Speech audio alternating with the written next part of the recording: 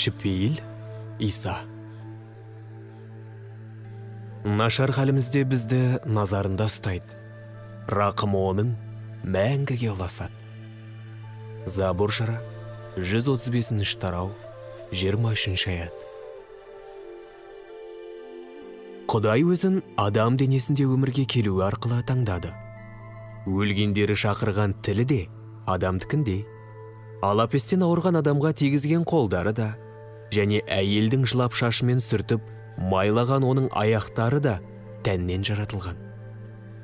Оның көз жасы. Көз жасына мән бермей қалмаңыз.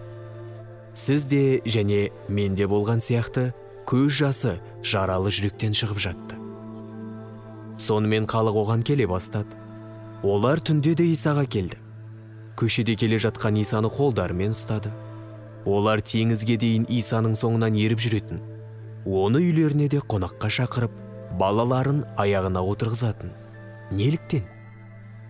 Ол киелі үйде тұратын ескерткіш немесе жоғарғы дәрежедегі діни қызметкер болудан бас тартты. Қайта ол жұртшылықтың қасына жүру арқылы өзінің кішіпейіл екеніне, әрі оны әркім көре алатынына кепілдік берді.